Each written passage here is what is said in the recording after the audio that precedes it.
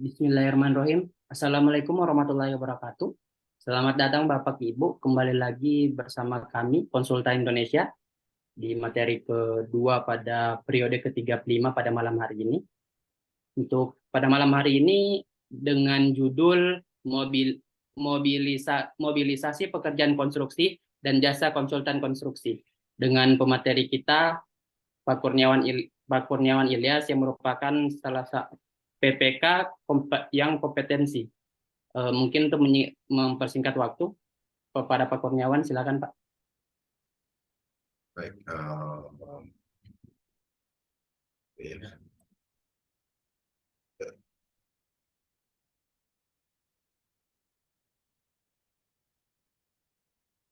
Baik, Assalamualaikum warahmatullahi wabarakatuh. Selamat malam. Materi hari ini, malam ini, sebenarnya materi yang sangat penting. Saya coba mensimulasikan bagaimana menghitung mobilisasi suatu pekerjaan berkaitan dengan peralatan, ya, manusia, equipment, peralatan, ya, dan material. Jadi mobilisasi ini sebenarnya bagian dari pelaksanaan pekerjaan atau pelaksanaan kontrak itu sendiri, ya. Jadi mobilisasi juga setelah kontrak ditandatangan, maka pihak penyedia sudah bisa melakukan mobilisasi sesudah dari SPMK itu sendiri, diterbitkan SPMK. Nanti kita tampilkan kertas kerjanya, ya. Jadi mobilisasi ini paling lambat sudah harus dimulai sesuai waktu yang ditetapkan. Jadi artinya apa? Mobilisasi ini sudah harus muncul pada saat ketika kita ingin memulai atau setelah SPMK, surat perintah dimulai pekerjaan, itu ditandatangani dan diberikan kepada penyedia. Nah, untuk pekerjaan konstruksi, mobilisasi ini apa saja? Ya, pertama, mendatangkan bahan atau material atau peralatan yang terkait dengan yang ada hubungannya dengan pekerjaan dan materialnya. Yang kedua adalah mempersiapkan fasilitas, kantor, rumah, gudang, bengkel, dan lain-lain. Jadi mobilisasi ini bagian dari, kalau di RAB, ya, kalau di kontrak itu adalah pekerjaan persiapan. Jadi tolak ukurnya adalah, pedomannya adalah, kalau mobilisasi adalah untuk pekerjaan persiapan. Nah, di dalam RAB, di dalam kontrak itu melekat biaya, biaya itu sendiri. Yang selanjutnya, kalau termasuk juga mendatangkan personil. Nah, mendatangkan personil ini, ya kan ada serah terima. Jadi ada serah terima lokasi, ada serah terima personil manajerial. Personil manajerial ini didatangkan, ya, diberikan briefing, ditunjukkan kepada PPK, ya, dalam sebuah rapat misalnya, untuk memastikan bahwa personil ini sesuai dalam dokumen penawaran, ya, dokumen penawaran penyedia. Jadi kalau termasuk juga menyerahkan sertifikat kompetensi, ya, sertifikat keahlian. Apabila tidak sesuai sertifikat keahlian, ya, maka dapat mengubah, dapat mereject, menolak personel tersebut dengan mengganti dengan personel lainnya. Nah, kalau untuk konsultan konstruksi, baik itu konsultan MK, konsultan pengawas, ya, yang mendatangkan tenaga ahli, mendatangkan tenaga pendukung atau menyiapkan peralatan. Jadi mobilisasi ini adalah, ya, tadi, ya, bahan atau material atau peralatan yang dapat dilakukan secara bertahap sesuai dengan kebutuhan. Ya, baik, bagaimana kertas kerjanya ini mobilisasi sehingga menjadi tolok ukur bagi PPK, tolok ukur bagi pemeriksa, ya, bahwa mobilisasi itu sudah sesuai standar, sudah sesuai kriteria yang dimaksud tersebut, ya. Karena mobilisasi bagian dari pekerjaan persiapan, maka dia melekat juga Ya, seperti apa melekatnya? Melekat juga biaya yang timbul. Ya, biaya yang timbul. Baik, kita coba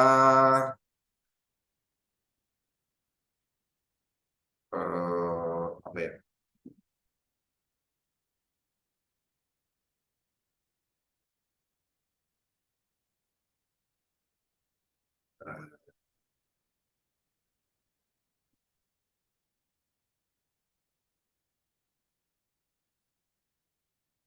Oke, oke.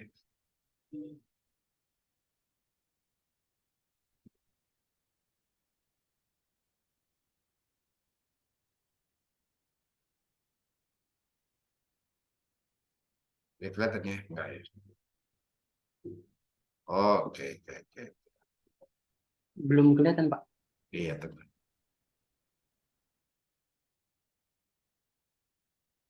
Ini kan kelihatan ya. Kelihatan, Pak. Jadi inilah yang harus diminta oleh PPK, ya harus diminta oleh PPK ketika mobilisasi ini akan dijalankan atau dikerjakan oleh penyedia, misalnya nama penyedianya PT Konsultan Indonesia. Nah, dan mobilisasi bahan atau material ini, ketika penyedia akan melakukan mobilisasi terhadap ketentuan yang sudah disepakati dalam kontrak, maka harus memberitahukan kepada konsultan pengawas, ya, konsultan pengawas atau kepada PPK atau kepada direksi teknis atau pengawas dari pengguna anggaran tersebut, ya, pengguna anggaran tersebut. Jadi kita ketahui sangat jelas ya bahwa misalnya di sebuah jadwal. Jadi kita mobilisasi ini meskipun gini, bagaimana dengan jadwal pelaksanaan? Jadwal pelaksanaan ini, ya, jadwal pelaksanaan pekerjaan itu dirumuskan, disepakati, dibahas pada saat apa? Pada saat RMPK, rencana mutu pekerjaan konstruksi, dan rencana mutu atau program mutu yang dilakukan oleh konsultan pengawas. Namun untuk tahapan awal bisa disampaikan oleh PPK kepada PPK dari penyedia dan rencana mobilisasi. Apakah bisa langsung seketika? Bisa saja, ya, sebelum pembahasan di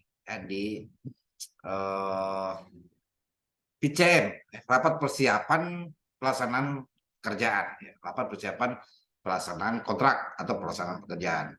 Ya, pre-construction meeting ya membahas juga adalah jadwal pelaksanaan, ya, jadwal pelaksanaan. Nah, untuk mobilisasi ini memang pada saat penandatanganan kontrak itu sendiri atau SPMK ya bisa disampaikan atau sebelum penandatanganan kontrak ataupun sudah penandatanganan kontrak atau sebelum terbitnya SPMK bisa disampaikan ya. Jadi tidak kaku, bisa disampaikan kepada PPK bahwa ada rencana mobilisasi material ya, rencana mobilisasi material. Nah, kita bisa lihat ya kalau untuk standar misalnya pekerjaan drainase ya, pekerjaan drainase ada ya misalnya ada 800 saluran ya bentuk U ya, tipe U ya, berarti ini pekerjaan beton pracetak ya. Beton pracetak yang berukuran atau spesifikasi U ada 800 buah. Dan harga satuannya misalnya ya 500 sekian 800 buah. Maka kita sudah harus penyedia sudah harus tampilkan ya di bulan keberapa dan minggu keberapa ini. Contoh ya berarti dia di minggu ketiga di bulan pertama ya. Jadi termasuk juga di minggu keempat. Nah, ya. Jadi 800 ini sudah harus ya dibagi berapa kali ya, berapa kali mobilisasi ya. Jadi berapa kali mobilisasi untuk pekerjaan tersebut ya. Jenis kebutuhan material udik ya.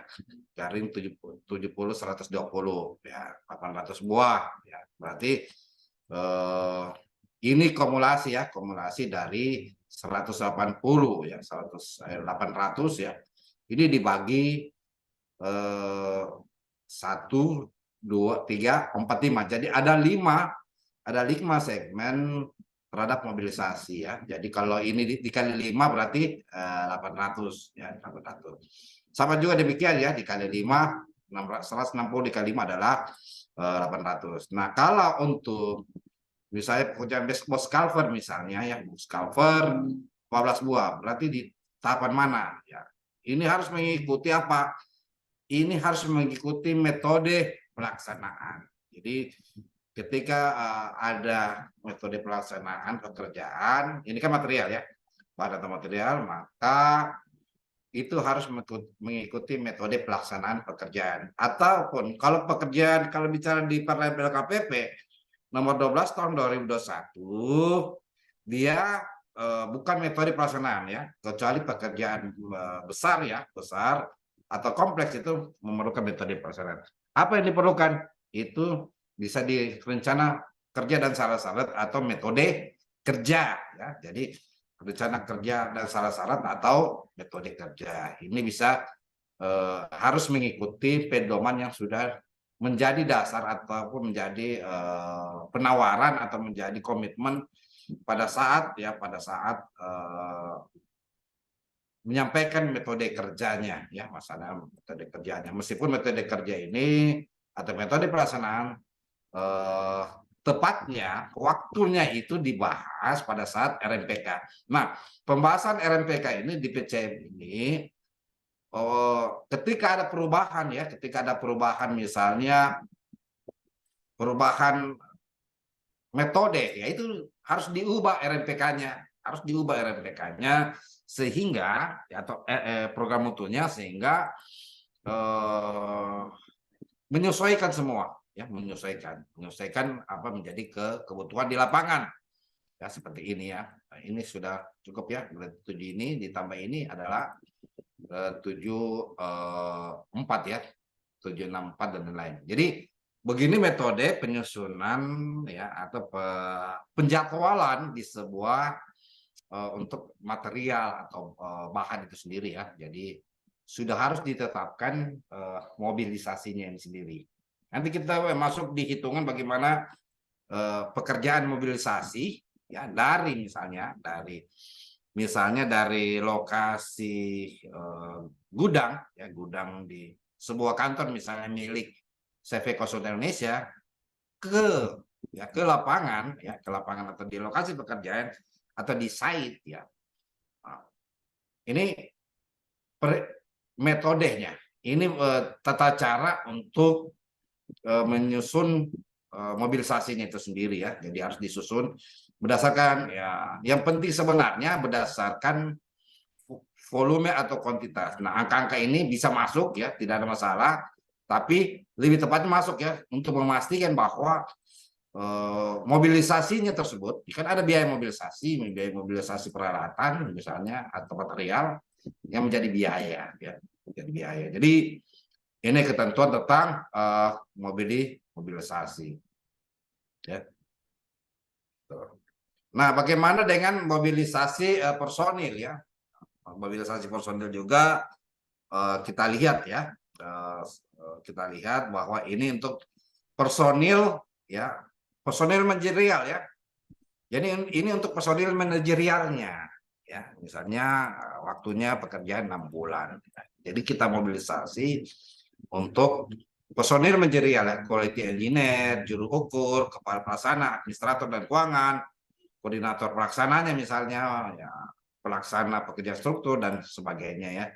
Termasuk juga mobilisasi peralatan ya, menjadi peralatan ya, beberapa bulan yang dibutuhkan ya, yang dipakai peralatan ini itu sudah harus sudah harus sesuai dengan material di atas ya. Misalnya untuk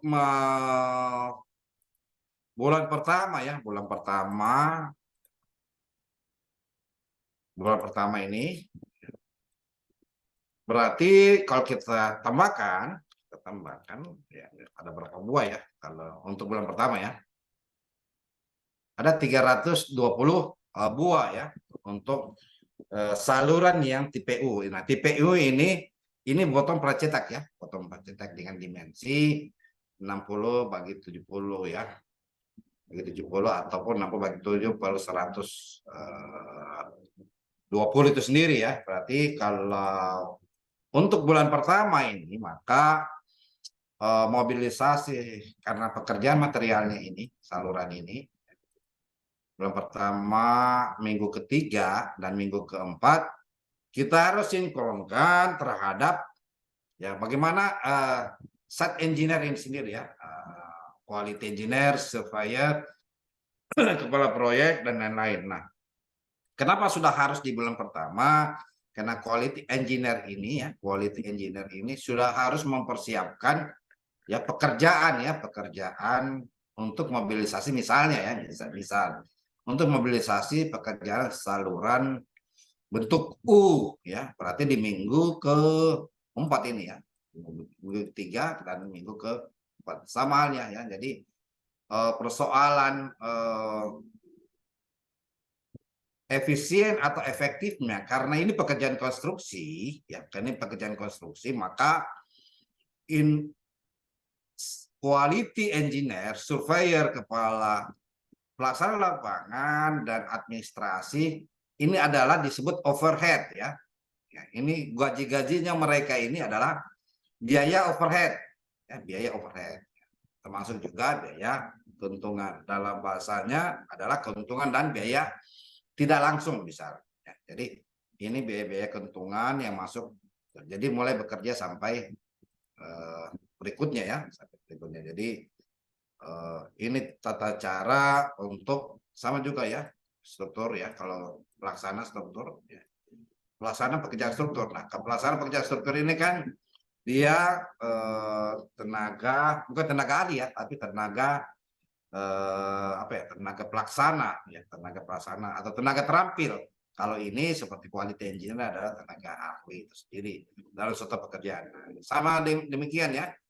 Kalau untuk misalnya aspal finisher ya, aspal distributor, pneumatic roller ya, kita lihat saja di bulan keberapa ini dia mulai. Misalnya kalau untuk pekerjaan aspal finisher ini di bulan ketiga ya, di minggu pertama misalnya ya, kita lihat minggu pertama berarti ada pekerjaan ya. Nah, ini harus connect ini ya, harus connect di sini. Itu tata cara mendesain, memastikan bahwa dimulainya pekerjaan menggunakan peralatan aspal finisher ini dan aspal distributor dan pneumatic roller ini, tandem roller ini harus bersesuaian ya, bersesuaian dengan divisi atau item pekerjaan yang akan dilakukannya ya, yang akan dilakukannya. Jadi harus bersesuaian. Kalau tidak bersesuaian, maka dipastikan pekerjaan itu akan tidak selesai ataupun tidak sesuai dengan jadwal yang sudah ditetapkan ya. Untuk pekerjaan lapisan resap, pengikat atau primcoat pasti harus ada seperti aspal finishernya dan distributor. Dan ini pemadatan ya, tandem roller, dump truck, tronton dan lain-lain. Ini sudah ya kelihatan ya bulan ini ya. Kita sesuai dengan ini kelihatan di sini ya, kelihatan. Jadi itu sangat jelas kalau untuk mengukur dengan mengharmonikan antara ya bahan ya atau material ya, bahan atau material termasuk juga ya tenaga kerja, ya, tenaga ahli, termasuk juga tenaga pelaksana di lapangannya ya, tenaga pelaksana di lapangan atau tenaga terampil namanya ya, termasuk dengan alat itu sendiri ya. Jadi harus sinkron dengan rencana mobilisasi pekerjaan dan di mana keberadaan dari tenaga ahli atau tenaga pendukung ini ya, ini tenaga pendukung, ada tenaga pendukungnya atau tenaga, kalau di bahasa di Birin Red Inkindo itu dia ini tenaga subprofesional ini ya. Ini tenaga ahli ya, tenaga profesional. Ini sub, ini sub, ini sub. Termasuk juga ini pelaksana pekerjaan tanah itu sendiri ya. Ini tenaga subprofesional itu sendiri ya. Atau kalau di bahasa penerbitan sertifikat kompetensi itu dia tenaga terampil. Ini cuma ini yang tenaga misalnya di tenaga ahli itu sendiri ya. Tenaga ahli bukan ahli dalam arti tenaga ahli ataupun tenaga ahli dalam pengawasan, tapi tenaga ahli yang di bidang personil manajerialnya. Jadi kita bisa sesuaikan. Nah, baik kita coba share lagi terhadap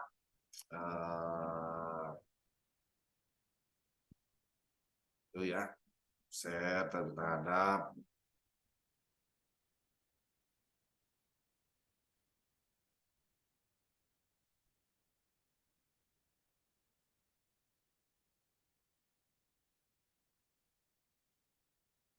nah,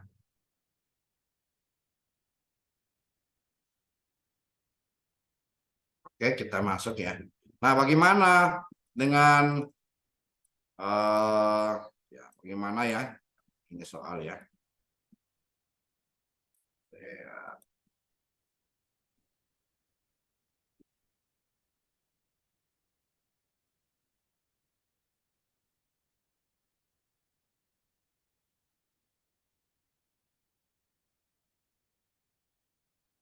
Nah, ini kita lihat ya, kita lihat bahwa kalau kita ingin menghitung misalnya ya, misalnya bekerjanya alat ya, mobilisasi itu kan ada 2 jenis ya, dari misalnya dari base camp ataupun gudang milik ya, misalnya milik kontraktor ya, gudang milik kontraktor ke site atau lapangan. Nah, maka kita bisa gunakan perhitungan yang tadi. Tapi kalau dari site ya, dari lapangan misalnya ke tempat pekerjaan ataupun juga di tempat lokasi pekerjaan yang mulai dipekerjakan, maka kita harus benar-benar menyusun dulu ya, menyusun apa yang disebut ya pertama kondisi alatnya ya, kondisi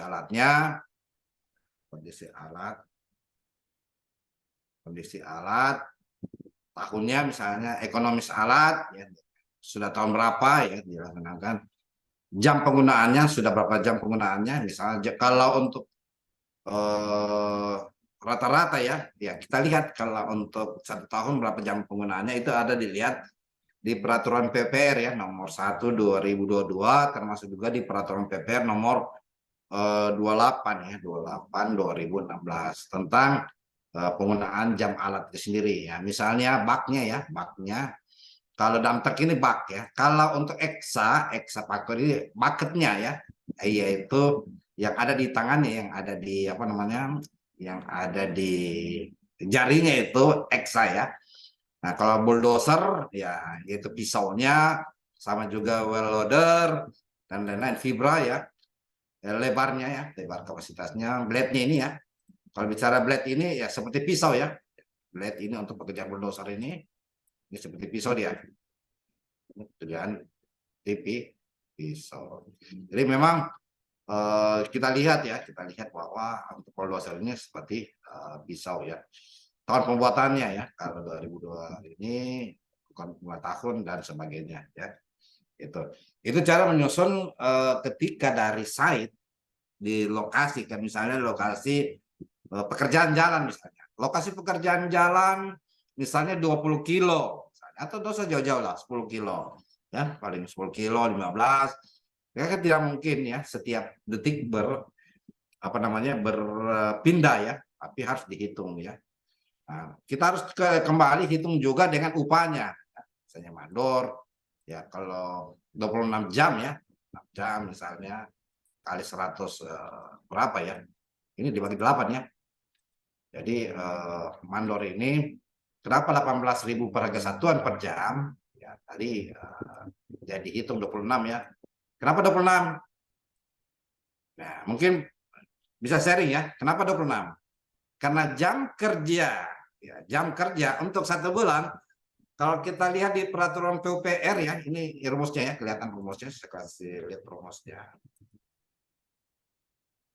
Nah, kenapa 26 ini? Ya, karena di jam kerja, ya di jam kerja di peraturan PPR 28 2016 atau nomor 1 peraturan PPR nomor 1 2022 itu dia ada 26 ya, 1 bulan 26 hari ya. Ada juga 1 bulan 25 hari ya, bermacam-macam lah. Jadi tergantung. Jadi kita ambil satuan tertinggi yaitu 26 hari sampai kurang lebih sampai Sabtu ya.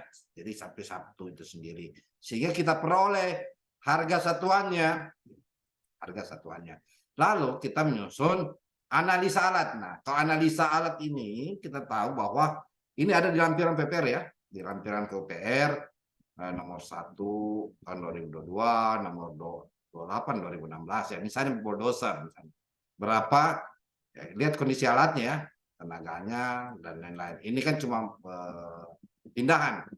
Nah, harga satuannya ya, harga satuannya alat ya kita lihat di tugas ya, alat berat analisa ya, analisa. Ini analisa alat ya. Misalnya J50 ya. Betul ya J50. Ya misalnya ini di J50 ya, di J50. Kita lihat analisa alatnya. Oke. Kita lihat J50 ya. J50.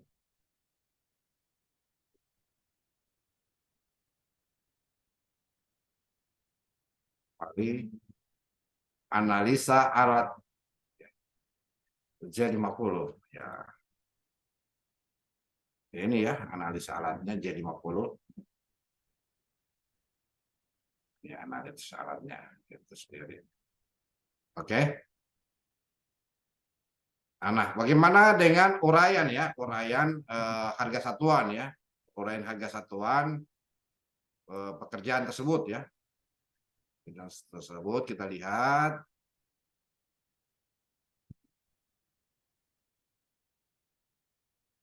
Nah, ini koefisiennya. Nah, untuk galian kita lihat ya, untuk galian efektif pekerjaan itu ya untuk galian alat mekanis itu ada di mana? Di analisa alatnya ya, analisa alat untuk galian biasa itu apa namanya? 7 jam. Nah, faktor pengembangan bahan ini ya, pengembangan bahan ini ya 1,3 ya, 35 koefisien.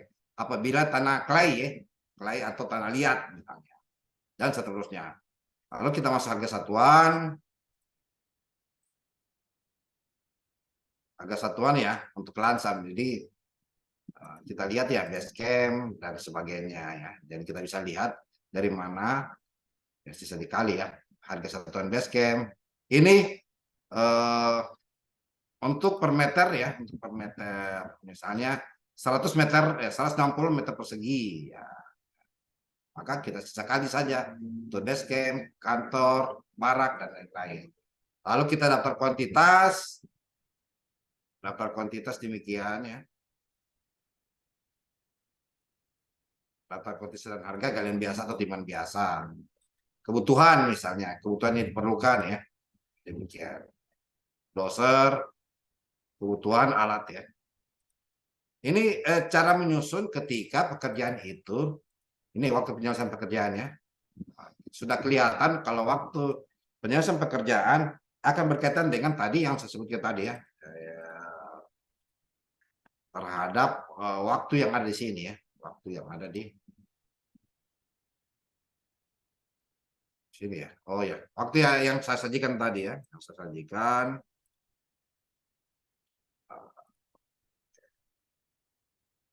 Ya, jadi ini tata cara akan berkaitan dengan waktu di sini ya, waktu pekerjaan tersebut ya. Gitu. Itu yang bisa saya sajikan. Saya serahkan kepada moderator. Baik Pak. Eh, Terima kasih kepada Pak narasumber atas materi yang telah dibawakan ataupun dipaparkan pada malam hari ini, materi yang sangat luar biasa mengenai mobilisasi pekerjaan konstruksi dan jasa konsultan konstruksi. Mungkin kepada Bapak Ibu ada yang mau ditanyakan ataupun mau didiskusikan, bisa langsung menuliskan di kolom chat ataupun bisa raise hand atau bisa mengaktifkan langsung mic-nya dan berkomunikasi langsung dengan narasumber. Silakan Bapak Ibu. Silakan mungkin. Ya. Oh ya, Pak, Pak Dimas. silakan Pak Dimas. Ya, baik Pak, terima kasih. Tadi Bapak menjelaskan ada penyerahan lapangan dan ada penyerahan tenaga ahli gitu ya. Nah, kalau penyerahan lapangan itu kan dari PPK ke penyedia. Nah, ini kok saya baru pertama kali dengar ada penyerahan tenaga ahli. Nah, itu mekanismenya bagaimana dan bentuknya seperti apa gitu. Itu satu. Kemudian yang kedua,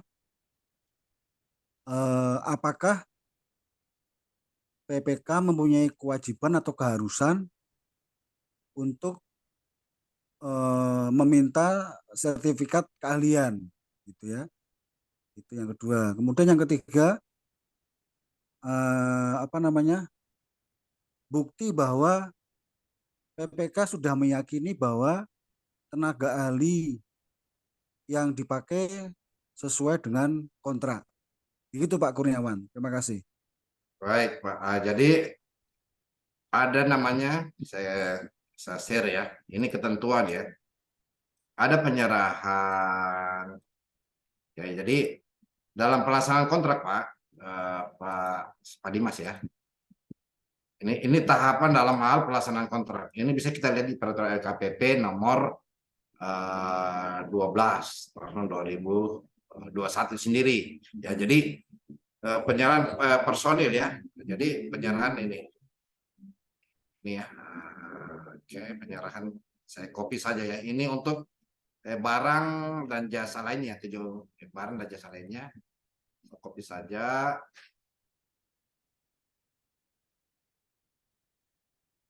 Oke, ini lampiran 2 ini. Nah, di lampiran oke. Nah, apabila diperlukan, ini di ketentuan ya, apabila diperlukan pejabat penandatangan kontrak dalam hal ini PPK ya, menyerahkan lokasi. Nah, penyerahan lokasi pekerjaan itu yang sebelumnya harus melalui peninjauan lapangan. Nah, penyerahan lokasi itu harus disertai berita acara.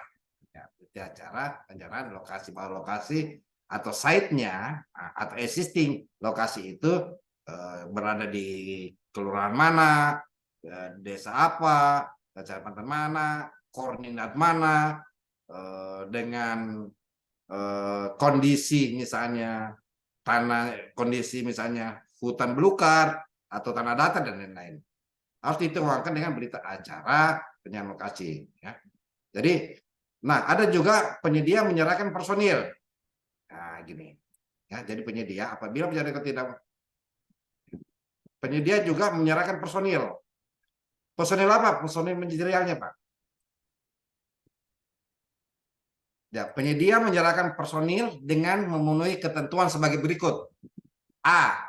Bukti sertifikat kompetensi ya personil tersebut. Jadi dia serahkan personil, siapa personilnya, dia undang. Penyerahan personil ini bukan dalam arti seperti barang, ya. Pasti dia menyampaikan kepada PPK untuk bahwa akan memperkenalkan, akan menunjukkan siapa personilnya, disertai dengan bukti sertifikat kompetensi, Pak. Jadi harus ada rapat terhadap melihat personil tersebut. Mengapa demikian? Ya, mengapa demikian harus ada penyerahan personil pekerjaan tersebut?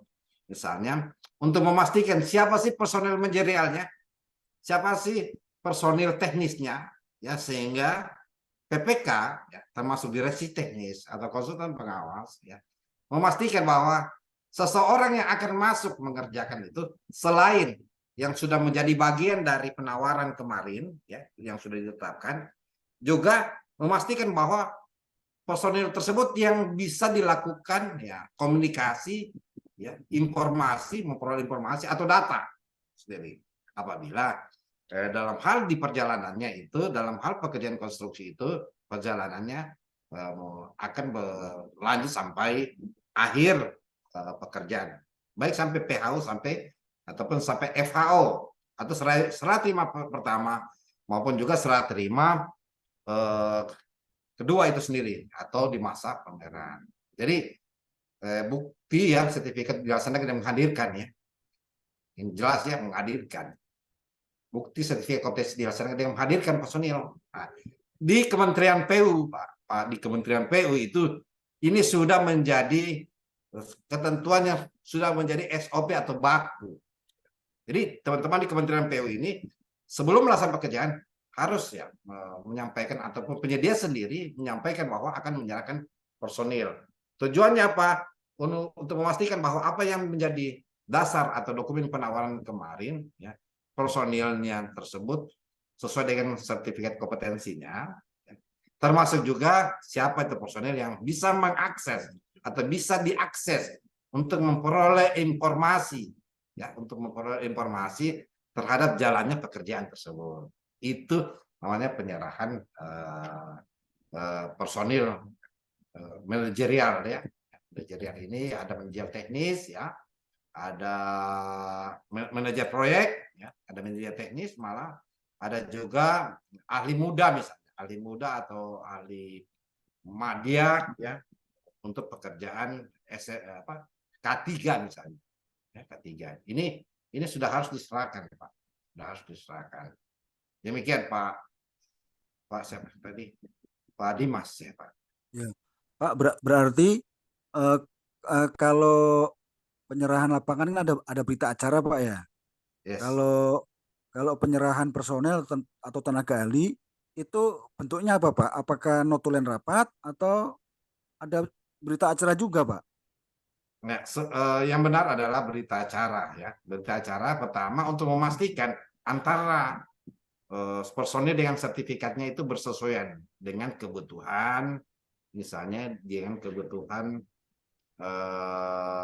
pekerjaan itu sendiri. Apabila tidak sesuai, maka PPK meminta kepada penyedia atau kontraktor tersebut untuk mengganti yang setara atau lebih tinggi boleh. Jadi yang setara, misalnya ahli madya, berarti harus setara ahli madya jalan. Kalau ahli madya jembatan juga harus setara gitu dengan personil lainnya. Demikian. Jadi itu bagian dari sudah bukan lagi bagian dari evaluasi dari Pokja, tapi bagian dari pelaksanaan konstruksi dari PPK. Pokja hanya menilai pengalaman personil itu sendiri. Demikian, Pak.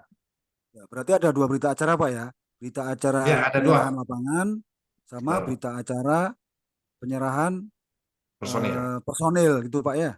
Ya, harus ada berita acaranya karena harus dikombinasikan apakah antara personil tersebut yang didatangkan, dihadirkan dalam sebuah rapat bersesuaian dengan sertifikat kompetensinya. Sertifikat kompetensinya. Begitu, Pak. Ya, baik, Pak. Terima kasih, Pak. Baik, terima kasih. Pak Damusar mungkin. Oke. Ya, Pak Damudar sini ada pertanyaannya. Dia bertanya Oh, ada. mengenai ya, untuk pekerjaan bangunan gedung, apakah biaya pembuatan direksi kit dan pagar sementara apakah boleh dimasukkan dalam RAB, Pak? Ada di Boleh. chat meeting, Pak.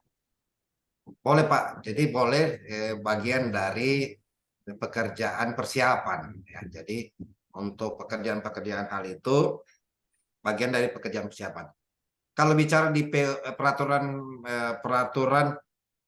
peraturan Menteri Pekerjaan Umum, ya, nomor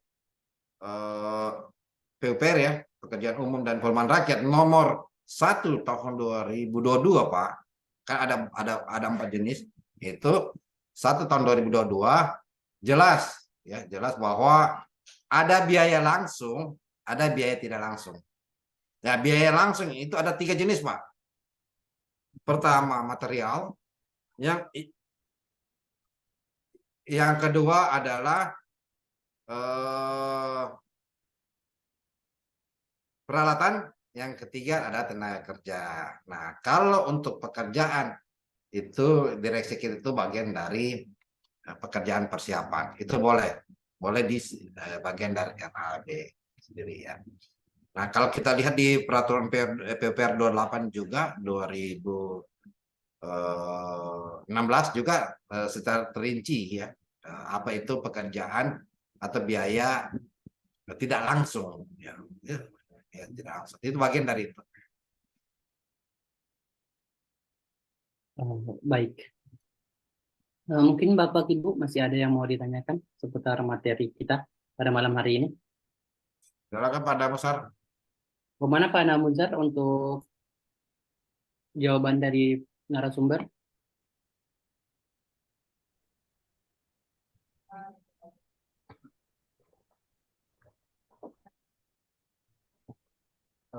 Iya Pak, jadi kami bisa dengar Pak ya. Silakan, Bisa Pak, silakan. bisa. Jadi kami di sini Pak pernah diaudit kantor direksi itu nggak bisa dimasukkan dalam RAB Pak atau pagar bentara karena item pekerjaannya kan itu Pak tidak menjadi aset gitu Pak. Gimana tuh Pak Kurniawan? Oke, saya buka ya di peraturannya ya. Pernah di audit ya? Pernah diperiksa Pak. Jadi untuk pagar itu kan nanti kan dibongkar. Jadi ya pengembalian Oke, gitu. oke. Apakah ada Jadi aturan terbaru gitu Pak? kita buka ya di satu-satu ya di peraturan PUPR. Mana tadi?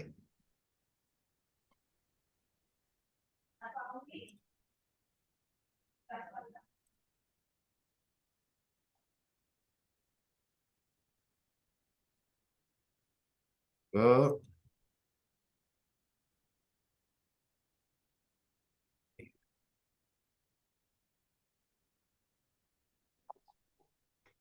kita lihat di peraturan PUPR ya. Ini ya di lampiran 1 dulu ya. Tidak ada di 1 lampiran lagi. Ini ya. Nah, itu auditnya tahun berapa Pak Damasar? 5 tahun lalu lah Pak. Oh, 5 tahun lalu ya. Berarti kita kembali di aturan yang lama ya. Oke.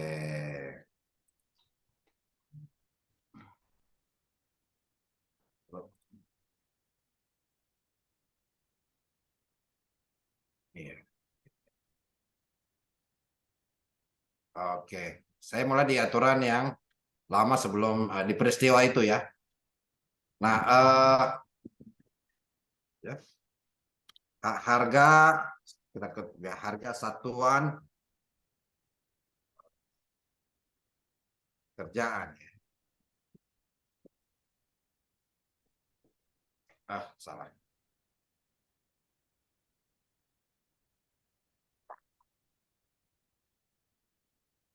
Salah ini ya. Jadi kalau kita lihat di harga satuan pekerjaan itu ya, salah ketik ya. Itu ada biaya langsung dan biaya tidak langsung. Nah, di RAB-nya itu akan kita lihat ya.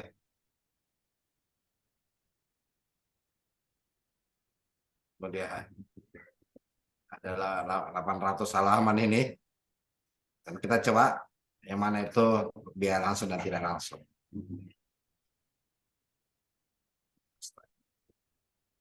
Apa itu?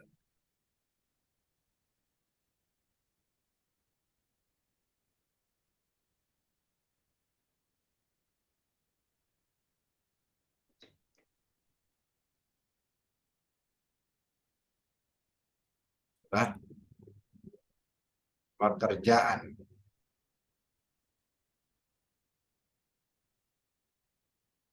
Nah, kita lihat ya. Nah,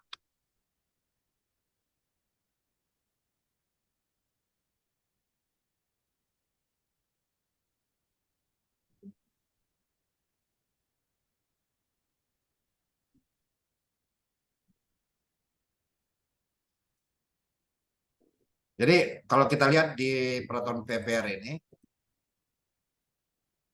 ya, harga satuan pekerjaan, ya, biaya yang dihitung dari dalam suatu analisa harga satu pekerjaan yang terdiri ada biaya langsung, dan biaya tidak langsung.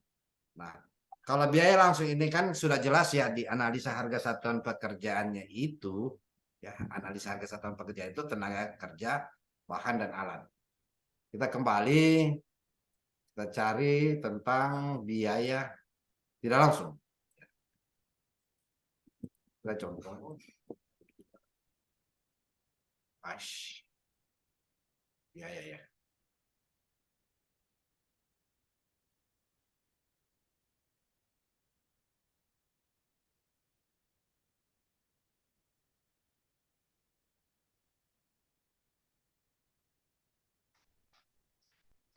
Ini biaya kantor ini. Biaya kantor pusat yang bukan dari biaya pengadaan setiap mata pembayaran. Biaya upah, biaya manajemen, perizinan, penyusutan, pengobatan, travel, dan lain-lain. Nah, kalau biaya langsung, ya, kita lihat biaya langsung. Nah, untuk apa ya di barak ya, direksi kit ya, direksi kit. Sedikit, Pak.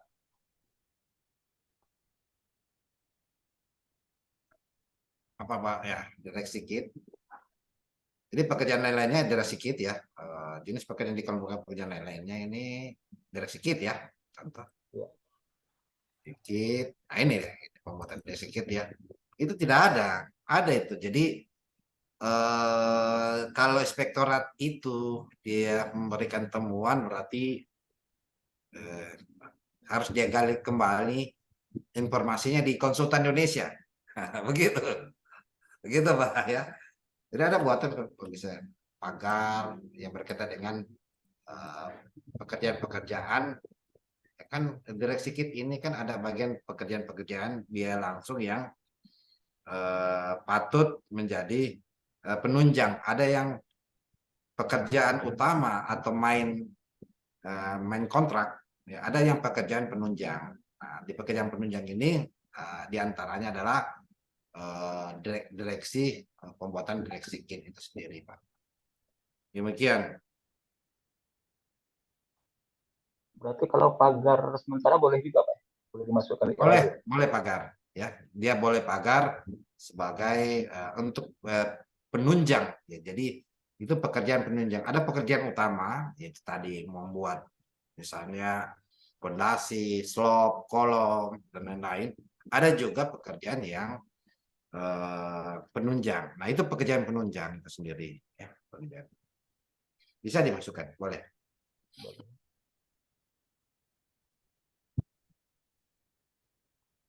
Bagaimana Pak? Cukup Pak? Pada Muzar? Oke, baik, Pak. Cuma sedikit lagi boleh Pak Kurniawan di luar ini, bukan di luar inilah. Ada kaitan. Sama? Sharing sedikit Pak, boleh Pak? Boleh. Ini Pak di tahun 2024 kan untuk PPK itu kan harus punya kompetensi Pak. Iya. IPA, IPB, IPC kan. Iya. Kalau untuk penugasan Jafung Pak, Jafung pengelola pengadaan barang dan jasa itu ditugaskan sebagai PPK, apakah harus memiliki kompetensi juga Pak? Atau Tidak harus. sudah setara dengan jenjangnya Pak? Bagaimana Pak Iya. penjelasannya? Jadi memang ketentuan di di peraturan keputusan atau peraturannya tahun 2019 itu memang harus PPK itu harus memiliki sertifikat kompetensi. Nah, sertifikat kompetensi itu kan ada 3 tipe ya, A, B, dan C sama. Nah, apabila PPK itu dirangkap dulu kan sampai saat ini PPK dirangkap oleh PPTK apabila memiliki sertifikat dasar kan gitu atau sertifikat level 1.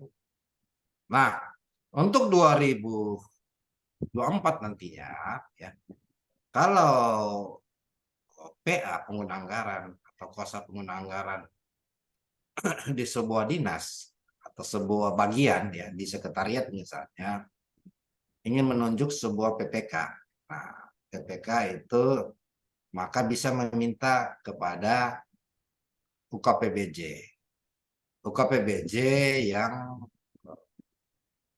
memiliki jabatan fungsional. Kalau pertama ya bisa untuk pekerjaan yang sederhana. Kalau kalau untuk yang mudah, untuk pekerjaan yang bukan belanja advocacy, bukan belanja yang sifatnya pengadaan di bawah 200 juta rupiah. Kalau untuk yang pekerjaan di atas 200 juta ya, 200 juta maka dia pakai Jatfung ya, Jatfung yang ada di UKPBJ. Akan tetapi bukan pada paket yang dia tenderkan, bukan paket yang dievaluasi. Bisa dibagi di paket yang berbeda dari apa yang dilakukan evaluasi. Itu.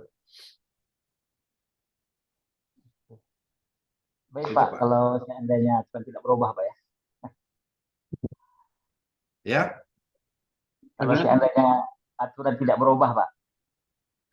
ya memang aturan itu sudah jelas di 2024. Maka siap-siap di UKPBJ merangkap untuk paket pekerjaan lainnya ya fungsional, untuk paket pekerjaan lainnya dia jadi PPK atau kepada PA atau KPA itu sendiri bisa dirangkap oleh karena PA KPA ini tanpa memiliki sertifikat pun dia secara efeksional ex officio jabatannya dia bisa menjadi PPK pejabat pembuat komitmen karena pejabat pembuat komitmen filosofinya sebenarnya mengendalikan kontrak ya waktu biaya harga jumlah lokasi yang di mana itu bersamaan dengan tanggung jawab kuasa pengguna anggaran atau pengguna anggaran sendiri. Jadi tidak perlu secara sertifikasi untuk melekat kepada KPA atau PA. Jadi bisa dirangkap oleh PPK karena tindakan untuk mengeluarkan uang atau belanja di setiap dinas atau kementerian atau lembaga itu pada KPA atau PA. Namun karena kadang pelimpahan atau delegasi ataupun mandat yang dari KPA, kepala bidang pun juga ya, ataupun kepala seksi dijadikan pejabat pembuat komitmen ya. Termasuk juga pejabat penandatangan kontrak karena pejabat penandatangan kontrak melekat ada dua ya, dia berhak mengeluarkan tindakan untuk mengeluarkan keuangan daerah itu sendiri atau keuangan negara. Begitu penjelasannya Pak. Pak baik Pak, terima kasih. Baik. Mungkin cukup Pak Kurniawan ya.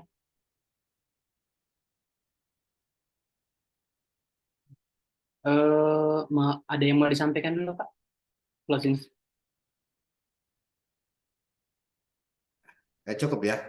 Prinsipnya adalah mobilisasi ini kadang diabaikan ya. Mobilisasi pekerjaan konstruksi ataupun juga pekerjaan konsultan itu kadang diabaikan. Padahal penting untuk memastikan arah ke depan pekerjaan itu. Arah ke depan bagaimana?